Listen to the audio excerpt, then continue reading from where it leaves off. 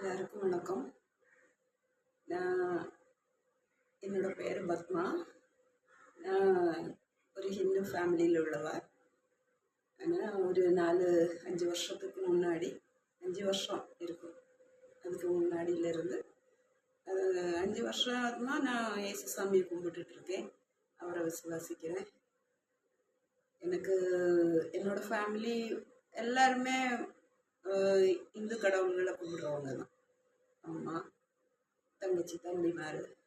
நான் மூத்தவா. எனக்கு 2 தம்பி 2 தங்கச்சி உண்டு. இன்னைக்கு இந்த வீடியோ போடுறேன். நல்ல ஒரு ஃபேமிலியில் பிறந்த பொண்ணு நான். எனக்கு 2 பொம்பளை பிள்ளைங்க. ஹஸ்பண்ட் இல்லை. ஹஸ்பண்ட் இறந்து 17 வருஷம் ஆச்சு.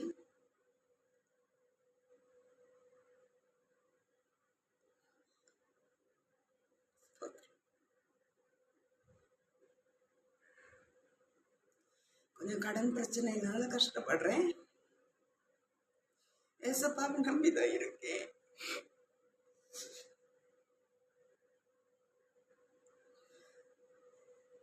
அந்த கடன் எப்படி வந்ததுன்னு நான் இங்கே சொல்ல விரும்பலை. என்னால் வரல. நான் ஒருத்தவங்களுக்கு உதவி பண்ண போய் நான் கடன் பிரச்சனையில் மாட்டிக்கிட்டேன். அது தப்பு தான். அடுத்தவங்களுக்காண்டி கடன் வாங்கி என்கிட்ட இருந்தால் கொடுத்துருக்கணும். இல்லைன்னா அடுத்தவங்ககிட்ட வாங்கி கொடுத்தது தப்புன்னு இப்போ நான் புரிஞ்சுக்கிட்டேன். இதனால குடும்பத்துல இருந்தே எல்லாரும் என்னை ஒதுக்கி வச்சாங்க. மெயினாக நான் இயேசு சாமியை இப்போ கும்பிட ஆரம்பிச்சிட்டேன் அப்படிங்கிறதுனாலையும் நிறைய பேர் என் பிள்ளைகளே என்னை வெறுத்தவங்க. மகா வீட்டுக்கு வந்தப்போ, நீ இயேசு சாமியை கும்பிட்டேன்னா அங்கே வராத, ஆனால் கடன் பிரச்சனை இருக்குது, கடன்லாம் தீர்ந்த பிறகு வா, எங்களுக்காண்டி நீ கடன் வாங்கலையே, அடுத்தவங்களுக்காண்டி தானே வாங்கினேன், இப்படிலாம் சொல்லி என்னை வீட்டில் ஏற்றுக்கலை. 2 பொம்பளை பிள்ளைங்க தான். நாங்கள் என் சொந்த ஊரில் இருந்து வந்து முதல்ல பார்க்க வந்தப்போ, இடையில கொரோனா இதெல்லாம் வந்துச்சுல, அதுக்கப்புறம் தான் நான் பிள்ளைகளை பார்க்கறதுக்கே இங்கே வந்தேன். ஒருத்தி திருவனந்தபுரத்தில் இருக்கா, ஒருத்தி சென்னையில் இருக்கா. கொஞ்சம் திருவனந்தபுரத்தில் இருக்கவளை பார்க்க வந்தேன்.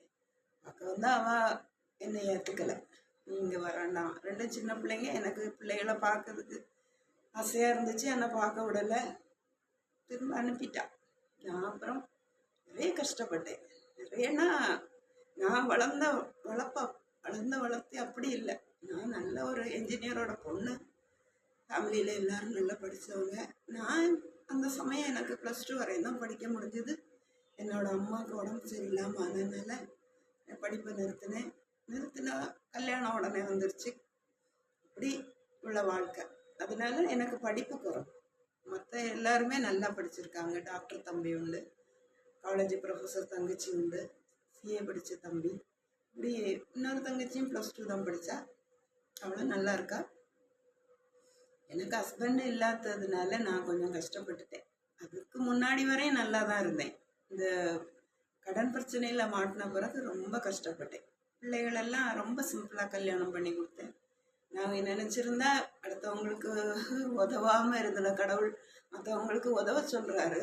ஆனால் ஏழைகளை பார்த்து உதவணும். நம்ம உதவிட்டோம், எப்படியோ பண்ணிட்டேன்னா அது தப்புன்னு சொல்ல வரல. ஆனால் அதனால ரொம்ப கஷ்டப்பட்டேன். அதனால அதை சொல்கிறேன். ஆனால் நான் ஊரை விட்டே அடுத்த ஸ்டேட்டுக்கே வந்துட்டேன். எனக்கு அங்கே இருக்கவே முடியாது. அடுத்த ஸ்டேட்டுக்கு வந்து நான் வீட்டு வேலை கூட பார்த்தேன். வீட்டு வேலை, சமையல் வேலை. அப்புறம் எனக்கு உடம்பு முடியாமல் ஆச்சு. சமையல் வேலை செஞ்சால் எனக்கு ஒத்துக்கலை உடம்புக்கு.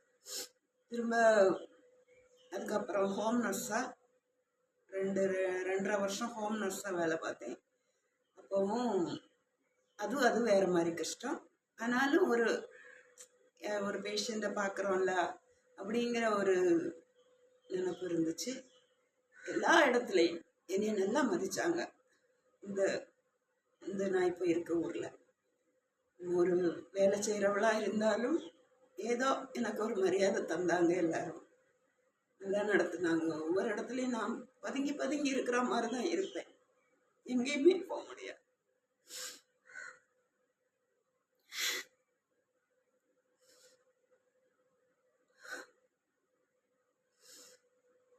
அம்மாவை பார்க்க ஊருக்கு போவேன். அப்பவும் ஒளிஞ்சு ஒளிஞ்சு பராமரி தான் போவேன்.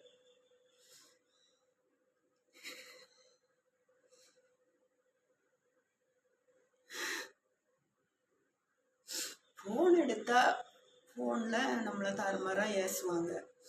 எல்லாரும் ஃப்ராடும்பாங்க.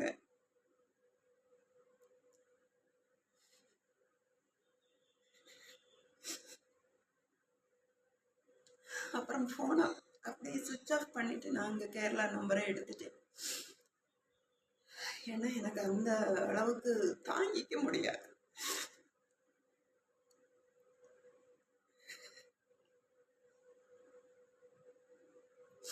நல்ல விதமாக அம்மா அப்பா வளர்த்தாங்க. ஒரு கெட்ட வார்த்தைகளோ எதுவுமே சொல்லி எங்கள் அம்மா அப்பா வளர்த்தது கிடையாது. நல்ல புத்திமதி சொல்லி தான் வளர்த்தாங்க. ஆனால் அந்த கடன் பிரச்சனை வந்தது அது என்னோட இதனால தான், வீக்னஸ்னால தான். சும்மா யார் கேட்டாலும் எதுனாலும் கொடுத்துருவேன். அப்படி இருந்ததுனால இப்போ தற்சமயம் ஒன்றுமே இல்லாமல் தான் இருக்கேன். அப்புறம் ஒரு 3 மாதத்துக்கு முன்னாடி திடீர்னு என் மகா எனக்கு ஃபோன் பண்ணி, அம்மா எனக்கு இங்கே வருவியா அப்படின்னு கேட்டா. அப்போ நான் வந்தேன். வந்தப்போ சின்ன பொண்ணு ஸ்கூலுக்கு போகிற ஸ்டேஜில் அவளை ஸ்கூலுக்கு விட்டு அவள் 3:30க்கே ஸ்கூல் விட்டு வந்துடுவாங்க. அவளை பார்த்துக்கிறதுக்கு யாரும் இல்லை. இப்போதைக்கு எங்களுக்கு சர்வெண்ட் வைக்கிறதுக்கு வசதி இல்லை, அதனால நீ பார்த்துக்குவியாம்மான்னு கேட்டான். நான் அதுக்கு தான் பல நாள் ஆசைப்பட்டேன்.